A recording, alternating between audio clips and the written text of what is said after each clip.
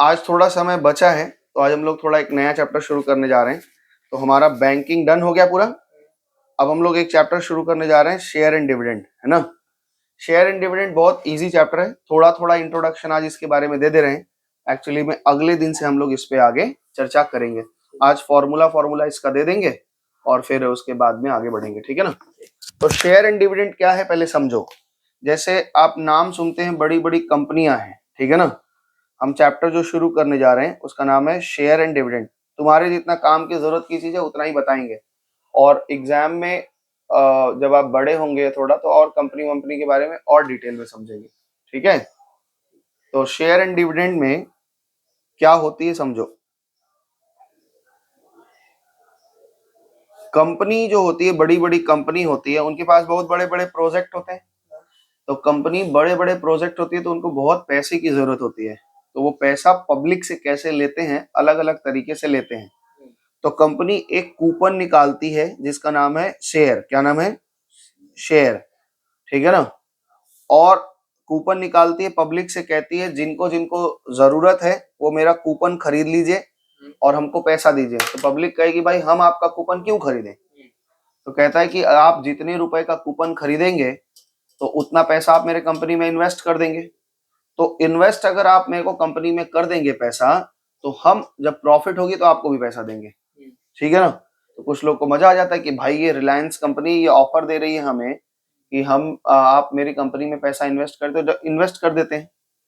तो कुछ लोग कंपनी से पूछते हैं क्या का नफा होगा तो हमको मिलेगा, नुकसान होगा तो कंपनी कहती है आपको भी नुकसान होगा। तो कहते हैं ना ना ना, हम नहीं लगाने वाले पैसे। तो कंपनी एक ऐसा शेयर होता है जिसमें अगर हम खरीदते हैं तो अगर कंपनी प्रॉफिट करेगी तो हमें प्रॉफिट मिलेगा, लॉस करेगी तो हमको लॉस मिलेगा। हाँ, स्टॉक, सही बात है, इसी को स्टॉक होल्डर बोलते हैं, स्टैक होल्डर। तो ये हमारे पास में एक ऐसा कंपनी ने ऑफर दिया कि भाई साहब आपको अगर पैसा लगाएंगे तो अगर आप प्रॉफिट होगा तो आपको मिलेगा, तो लॉस होगा तो आपको मिलेगा, बर्दाश्त करना पड़ेगा, ठीक है ना। तो हमने कहा इस तरह का शेयर हम नहीं खरीदेंगे। एक्चुअली इसलिए नहीं खरीदें, खरीद सकते हैं लेकिन इसलिए नहीं खरीदेंगे क्योंकि ये आपके सिलेबस में नहीं है। तो ये सिलेबस में हमारे नहीं है, ये हमको नहीं पढ़ना है। कुछ लोग कहते हैं कि भाई कंपनी कहती है कि अच्छा ठीक है आप कैसा चाहते हैं। तो कंपनी ने कहा कि आप कैसा चाहते हैं, तो शेयर होल्डर कह रहे हैं हम प्रॉफिट हो तो हमको मिले और लॉस हो तो हमको बर्दाश्त ना करना पड़े। मतलब तो कंपनी कहती है हमारे पास ऐसा भी एक शेयर है जिसका नाम है प्रेफरेंस शेयर। प्रेफरेंस शेयर, ठीक है ना। ऐसे शेयर को क्या बोलते हैं? Preference share. यानी प्रेफरेंस शेयर होल्डर जो होते हैं, प्रेफरेंस शेयर जो होल्डर होते हैं उनको प्रॉफिट मिलती है, लॉस नहीं मिलता। तो कंपनी कहती है आपको हम एक रेट देंगे, इस रेट से ही आपको मिलेगा। कंपनी चाहे जितना प्रॉफिट करे, आपको जिस रेट से कहा जाएगा बस उतने रेट से आपको वो दे दिया जाएगा, प्रॉफिट दे दिया जाएगा। बाकी प्रॉफिट से आपको लेना देना नहीं है। तो कुछ लोग इसको खरीदते हैं। तो ये हमारे सिलेबस में ही पढ़ना है। कंपनी कभी कभी एक और ऑप्शन निकालती है कि जो शेयर नहीं खरीदना चाहते वो एक लोन दे दे कंपनी को। मान लो पब्लिक है, पब्लिक से कहा कि तुम लोग क्या कंपनी को लोन देना चाहते हो, तो कंपनी को लोन लेना है। तो पब्लिक कहती है हमको क्या मिलेगा, तो बोले आपको इंटरेस्ट मिलेगा। आपको क्या मिलेगा? इंटरेस्ट मिलेगा। शेयर होल्डरों को क्या मिलता है? डिविडेंड। क्या मिलता है?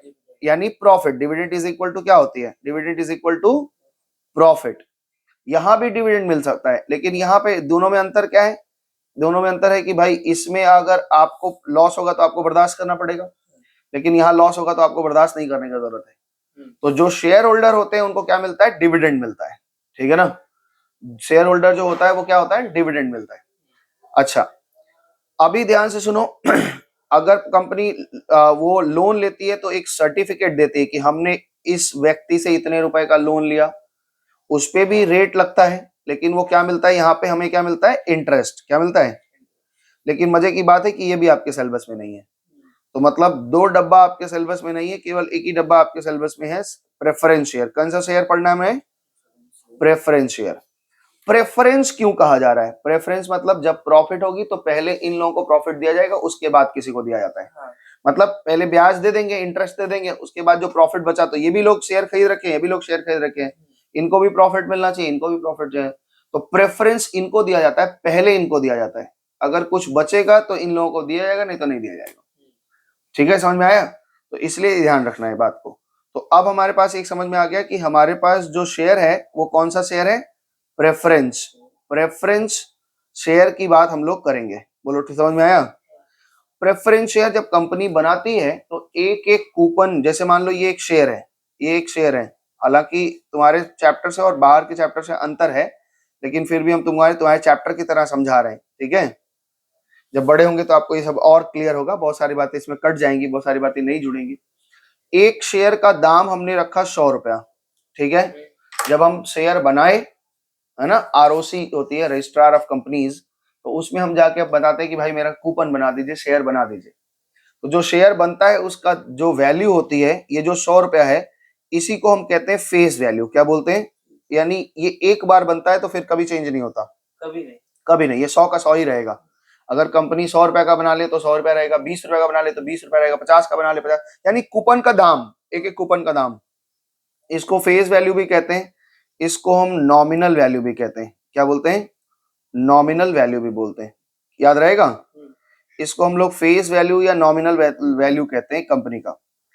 कंपनी इस शेयर को ज्यादा दाम पे भी बेच सकती है, कम दाम पे भी बेच सकती है, और सेम दाम पे भी बेच सकती है। समझ में आ रहा है। जैसे 100 रुपए का शेयर है लेकिन बाजार में अवेलेबल है, बाजार में ये, अब एक ही चीज को बहुत लोग लेने के लिए कोशिश करेंगे तो बाजार में दाम बढ़ जाएगा इसका। अवेलेबल कितने का है, मान लो हमारे शेयर में अवेलेबल है, मार्केट में इसकी वैल्यू चल रही है 120 रुपया। बाजार में खरीदते बेचते हैं हम इसको, डायरेक्ट थोड़ी ना कंपनी से आके मांगते हैं, हम बाजार से खरीदते हैं, ठीक है ना।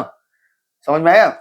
तो 120 रुपया, इसको बोलते हैं कि शेयर कैसे अवेलेबल है, प्रीमियम पर। कैसे अवेलेबल है, अगर हमारे पर एट प्रीमियम है ये, अगर हमारा शेयर कूपन की वैल्यू से ज्यादा में मिल रहा है बाजार में, इसका मतलब क्या है, ये प्रीमियम पे बिक रहा है। और अगर अवेलेबल, अगर मार्केट में अवेलेबल अगर मार्केट में एट लो प्राइस में आ रहा है, अवेलेबल एट हाई प्राइस में आ रहा है ना। तो यहाँ पे मान लो मार्केट वैल्यू 90 रुपए का है, इसका मतलब ये शेयर कैसा है हमारे लिए, एट डिस्काउंट है। कैसे है, यानी बाजार में अभी डिस्काउंट पे चल रही है, इस शेयर का मांग नहीं है, कम खरीदने वाले लोग हैं, इसलिए सस्ता में बिक रहा है, ठीक है। एकदम सामान जैसा समझो, कोई सामान है ज्यादा दाम पे बिक रहा है, लिखित, ये एमआरपी है आपकी, एमआरपी नहीं, ये लिस्ट प्राइस है, इसका प्रिंटेड प्राइस है, इसको हम लोग बोल सकते हैं कि भाई इतना रुपया प्रिंट है उस पे, और उससे ज्यादा पे बिक रहा है, उससे कम पे बिक रहा है। ज्यादा पे क्यों नहीं बिका था, कोरोना में कोई सामान जब नहीं मिल रहा था तो मैगी 10 का 14 हो गया था। तो ऐसे ही ये मैगी है, बाजार में अगर 100 का है मैगी, 120 में दे रहा है, इसका मतलब प्रीमियम पे बिक रहा है, मांग बहुत ज्यादा है। और 100 का चीज अगर 90 में मिल रहा है, मतलब प्रोडक्शन बहुत ज्यादा, मांग उतना है नहीं। और अगर 100 का चीज 100 में अवेलेबल है, अवेलेबल एट 100, अगर वो है उसी वैल्यू पे है, तो मान लो मार्केट में वैल्यू भी अभी 100 ही चल रही है, तो हम कह सकते हैं कि ये एट पार है। पार का मतलब होता है लिखित दाम पे, अगर आप जितना लिखा है उतने पे ही कोई चीज खरीद रहे हैं तो हम कहते हैं कि वो पार वैल्यू पे खरीदा है। कैसे खरीदा है, पार वैल्यू पे। तो बात समझ में आ गया। यानी अगर 100 का शेयर है, 100 से ज्यादा पे बिकेगा तो हम क्या बोलेंगे, एट प्रीमियम, जितना भी ज्यादा पे बिक सकता है ये, ऐसा नहीं कि 20 रुपए से ज्यादा नहीं हो सकता। अगर 100 पे ही बिकेगा तो क्या कहेंगे, एट पार। और ऐसे ही मान लो अगर एट पार हो गया, और अगर कम दाम पे बिकता है तो हम कहते हैं एट डिस्काउंट। बोलो इतनी दूर बात पकड़ में आई है आपको। तो अभी हमने क्या समझा कि हम लोग कौन सा शेयर पढ़ रहे हैं, प्रेफरेंस शेयर। प्रेफरेंस शेयर पकड़ रहे हैं, और उसमें शेयर कंपनी हमें बाजार में शेयर ज्यादा पे भी अवेलेबल हो सकता है, कम पे भी अवेलेबल हो सकता है, और लिखित दाम पे भी अवेलेबल हो सकता है। ऑफ जब लिखा रहेगा कहीं पे, इसका मतलब होता है वो नॉमिनल वैल्यू बता रहे हैं। क्या बता रहे हैं, नॉमिनल वैल्यू बता रहे हैं, सवाल पकड़ने का तरीका बता रहे हैं। और एट लिखा रहेगा या कोटेड एट लिखा रहेगा, इसका मतलब ये मार्केट वैल्यू बता रहे हैं। समझ में आया। अब चलिए एक छोटा सा एग्जांपल लेकर के हम तुम लोगों को कुछ एक बात, एक फॉर्मूला बता देते हैं। मान लेते हैं श्रेयस ने रिलायंस कंपनी के, एक एग्जांपल ले रहे हैं, रिलायंस कंपनी का एक प्रेफरेंस शेयर तुम्हारे लेने के मन में बना।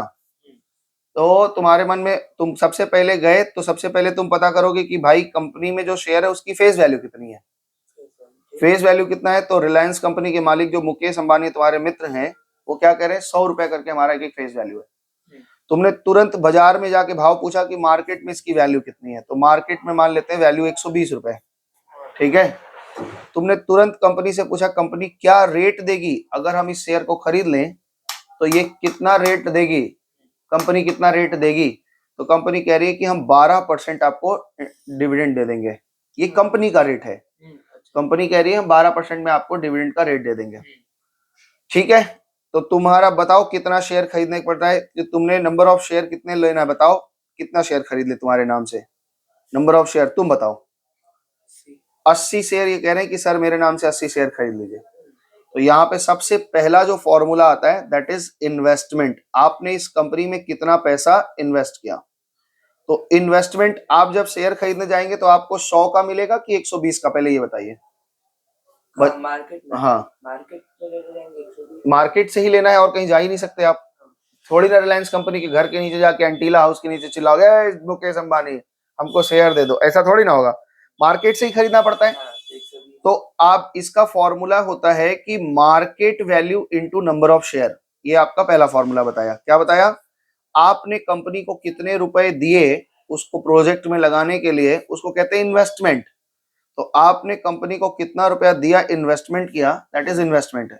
इसका फॉर्मूला है कि आज बाजार का रेट 120 रुपए है और हमने 80 शेयर खरीदा है, तो 12 8 96 हो गया और 2 0 9,600 रुपए हमने इन्वेस्ट कर दिया। बात समझ में आई कि नहीं। कंपनी का ठीक है, कंपनी पूरे साल इस 9,600 रुपए से धंधा पानी किया, साल कंप्लीट हो गया, कंपनी आज आपको डिविडेंड देगी। तो कंपनी डिविडेंड कैसे कैलकुलेट करती है ये ध्यान रखना। डिविडेंड कैसे कैलकुलेट करेगी, वो कहेगी, ध्यान रखना डिविडेंड कभी भी वो मार्केट वैल्यू पे कैलकुलेट नहीं करेगी, बोलेगी वो तुम्हारी इच्छा थी, तुमने खरीदा है कि मार्केट वैल्यू ज्यादा दाम पे, तुमको लग रहा था कंपनी प्रॉफिट करेगी। हम जो डिविडेंड देंगे हमेशा किस पे देंगे, फेस वैल्यू पे। इस बात को मेरे साथ बोलिए कि कंपनी डिविडेंड हमेशा फेस वैल्यू पे देगी, बोलिए जोर से। कंपनी हमेशा डिविडेंड फेस वैल्यू पे देगी। हाँ, तो कंपनी कहता है हमारा फेस वैल्यू जितना है और इतने नंबर ऑफ शेयर, आपने इतना रुपया फेस वैल्यू हमें दिया है और इसके ऊपर हम आपको रेट बाई 100 लगा करके डिविडेंड दे देंगे। तो सिंपल फॉर्मूला हो गया डिविडेंड का। डिविडेंड का क्या फॉर्मूला हो गया, ये दूसरा फॉर्मूला है कि कंपनी डिविडेंड कितना देगी आपको। तो डिविडेंड कैसे कैलकुलेट होगा, फेस वैल्यू, फेस वैल्यू कितना है 100 रुपया करके। हमने कितने शेयर खरीदे थे, 80 रुपया, हमने दिया 9,600 है, लेकिन कंपनी उसको पकड़ेगी केवल 8,000 आप दिए हैं। क्यों, क्योंकि बाजार में भाव बहुत ज्यादा था, तो आपने, आपकी इच्छा थी, आपने ज्यादा पैसा देके खरीदा है। कंपनी के लिए वो शेयर 100 रुपए का ही है, तो कंपनी कहेगी हम ब्याज जो देते हैं, अरे सॉरी प्रॉफिट जो देते हैं वो फेस वैल्यू पे ही देंगे। तो आपके फेस वैल्यू 100 है और नंबर ऑफ शेयर 80 है, इन दोनों पे आपको ब्याज दिया जाएगा। कितना रेट से कंपनी दे रही है, 12% से। तो आइए निकालते हैं कितना होता है, 0 से 0 कट गया, 0 से 0 कट गया, 100 से 100 कट गया, 12 8 96। यहाँ पे 80 से क्यों, सॉरी हाँ 12 8 96, ठीक है। तो यहाँ वाह, ये तो 96 इतना ही आ गया, 9600 इन्वेस्टमेंट भी आ गया, 9600 ये भी आ गया, 12 8 96 960 आएगा, सॉरी सॉरी शक्तिमान, सॉरी हम सोच रहे थे 960 रुपए डिविडेंड मिला। 12 8 96 और 1 0 है, यहाँ पे हम कंफ्यूज हो गए, 2 0 था, यहाँ 1 0 है। 960 रुपए उसको क्या मिला, this is called annual income. ये इसका इनकम हुआ, तुम्हारा इनकम हुआ, this is called annual income. कभी कभी एनुअल इनकम भी निकालने बोलेगा तो आप समझ जाना कि वो डिविडेंड ही बोल रहे हैं। तुम खुशी खुशी घर आए और पापा से बोले पापा पापा पापा पापा, बोले क्या बात है, क्यों चिल्ला रहे हो, कह रहे पापा हम 960 रुपए डिविडेंड कमाए हैं, कंपनी 12% रेट दी है। पापा कहे तुम मूर्ख, तुमको बेवकूफ बनाइए, अपने घर में कितना प्रॉफिट पड़ रहा है वो देखो। तो उसको बोलते हैं रिटर्न ऑन इन्वेस्टमेंट। हमने जो इन्वेस्टमेंट किया था उस पर कितना कमाए। अगर हम 960 रुपया कमा रहे हैं तो हमने इन्वेस्ट कितना रुपया किया था, तब रेट पता लगो। ये तुम्हारे तरफ का रेट निकलेगा, ये कंपनी का रेट है, कंपनी कह रही है 12% पे दे रहे हैं, हाँ, लेकिन मेरे तरफ से रेट अलग निकलेगा क्योंकि कंपनी जो डिविडेंड दे रही है वो 100 पे दे रही है और हम ये पैसा लगाए 120 पे, तो हम तो रेट आज अपना भी निकालेंगे ना, हम कितना परसेंट कमाए। इसको बोलते हैं रिटर्न ऑन इन्वेस्टमेंट। हमने अपने इन्वेस्टमेंट पे कितना रिटर्न कमाया, समझ में आ रहा है, रिटर्न ऑन इन्वेस्टमेंट। तो इसका फॉर्मूला होता है कि हमने कितना डिविडेंड कमाया, हमें यही देखना है? और इस डिविडेंड को कमाने के लिए हमने कितना इन्वेस्ट किया है, यही ना, इन्वेस्टमेंट कितनी की थी, बात समझ में आ रही है? और इनटू 100 कर देंगे तो यही चीज परसेंटेज में पता चल जाएगी, बोलो हाँ। तो ये आपका रिटर्न ऑन इन्वेस्टमेंट का फॉर्मूला है। यानी ऐसे समझो कि हमने जो 960 रुपए कमाया है, ये 3 ही फॉर्मूला है आपके कोर्स में, ठीक है? तो यहाँ पे रिटर्न ऑन इन्वेस्टमेंट मतलब क्या है, हमने 960 कमाया और इस 960 को कमाने के लिए हमें कितना देना पड़ा, कमाई कितनी, 9,600 रुपया देना पड़ा। इसका मतलब ये हो गया कि हमें अपना रेट निकालना पड़ेगा। तो रिटर्न ऑन डिविडेंड कितना कमाए हम, 960, बोलो हाँ। और हमने इस 960 को कमाने के लिए इन्वेस्टमेंट निकाला। हम क्या चीज निकालना चाह रहे हैं, डिविडेंड का परसेंटेज निकालना चाह रहे हैं। किसके तरफ से, अपने तरफ से। तो डिविडेंड ऊपर रहेगा, जिस चीज का परसेंटेज निकालना है वो ऊपर रहेगा। ये गलती मत कर देना कि इन्वेस्टमेंट ऊपर कर दे नीचे, हमें डिविडेंड का परसेंटेज जानना है, इसलिए डिविडेंड ऊपर है। और नीचे इन्वेस्टमेंट कितना किया, 9,600 और इंटू कितना 100। तो भाई ये 2020 कट गया, 96 1 जा 96, 96 10 जा 960। तो हमारे तरफ से कितना परसेंट पड़ रहा है, 10%। कंपनी की तरफ से कितना पड़ रहा था, मेरे तरफ से कितना पड़ रहा है, क्यों 10% पड़ रहा है, क्योंकि हम महंगा खरीदे, इसलिए मेरे लिए प्रॉफिट जो है वो कम परसेंटेज दिखा रहा है। कंपनी के लिए प्राइस कम है, इसलिए उसका परसेंटेज ज्यादा है, वही 960 रुपया है, लेकिन उसके लिए रेट 12% दिख रहा है, क्योंकि वो प्राइस कम पे कैलकुलेट कर रही है और हम कैलकुलेट कर रहे हैं ज्यादा प्राइस पे, इन्वेस्टमेंट मेरा ज्यादा है, तो मेरा रेट ऑफ परसेंटेज क्या आ गया, कम आ गया। है वही 960 रुपया प्रॉफिट। याद रखना, अगर हम हम एट पार पे शेयर खरीदें, अब इसको ध्यान से रखना, एट पार पे शेयर खरीदें तो कंपनी का जो रेट होगा और वही रेट मेरा भी होगा। और मेरा रेट यहाँ पे लिख दें माइन, क्या लिख दें यहाँ पे, माई सेल्फ, मेरे लिए भी वही रेट रहेगा। अगर हम एट पार पे खरीदते हैं, कंपनी जितना शेयर दे रही है जिस रेट पे, उसी रेट पे हम खरीदें तो कंपनी का जो रेट होगा वही मेरा भी रेट होगा। लेकिन अगर हम एट प्रीमियम पे खरीद रहे हैं, एट प्रीमियम पे खरीदें तो कंपनी का जो रेट होगा वो हमारे से बड़ा होगा, मेरा रेट क्या जाएगा, कम आएगा, मेरा रेट कम आएगा, उनका रेट ज्यादा, जैसे इस केस में हुआ। अगर हम प्राइस कम में खरीद लें, सस्ते में खरीद लें, तो भी कंपनी 100 रुपया पे ही हमको प्रीमियम देगी, वो डिविडेंड देगा। तो कंपनी का जो रेट होगा वो छोटा होगा, मेरा कमाई ज्यादा हो जाएगा। अभी आएगा ऐसे सवाल, तो ये 3 बातें ध्यान में रखिएगा। अगर मेरा रेट कंपनी के रेट से छोटा आ रहा है, इसका मतलब हमने प्रीमियम पे खरीदा है। अगर मेरा रेट कंपनी के रेट से ज्यादा आ रहा है, इसका मतलब हमने डिस्काउंट पे खरीदा है। और मेरा रेट और कंपनी का रेट सेम सेम आ रहा है, इसका मतलब हमने पार पे खरीदा है। एक बात और नोट करने वाली हमने बताई है, आपको याद रहेगा, क्या नोट बताया है कि dividend is always calculated, dividend is always calculated on किसके ऊपर, फेस वैल्यू, फेस वैल्यू पे कैलकुलेट होती है, face value, not on market value, not on market value. Market value पे कैलकुलेट नहीं होता, किसके ऊपर कैलकुलेट होता है, फेस वैल्यू पे। क्यों, वो कंपनी कैलकुलेट करती है, कंपनी कहती है बाजार में उतार चढ़ाव होगा, हम ये सब नहीं जानते कौन कितना में खरीद रहा है, हमको ये पता है कि मेरे शेयर का वैल्यू 100 रुपया है, तो हम 100 रुपए पे देंगे। ये आपका फॉर्मूला हो गया। इस सवाल में हमने 3 चीजें निकाली हैं, एक तो हमने इन्वेस्टमेंट का फॉर्मूला लिखा है, एक डिविडेंड निकालने का फॉर्मूला लिखा है, एक आरओआई, इसको हम लोग शॉर्ट फॉर्म में आरओआई भी बोलते हैं। बहुत सारा जगह पे रिटर्न ऑन इन्वेस्टमेंट लिखा रहेगा, आरओआई लिखा रहेगा। तो ये मोटा मोटा आपका फॉर्मूला है, इसको आप करेंगे। तो भाई साहब, इसमें हमने एक नया चैप्टर शुरू कर दिया है। आज आपने सवाल पूछा है कहाँ से, यहाँ से शुरू किया है।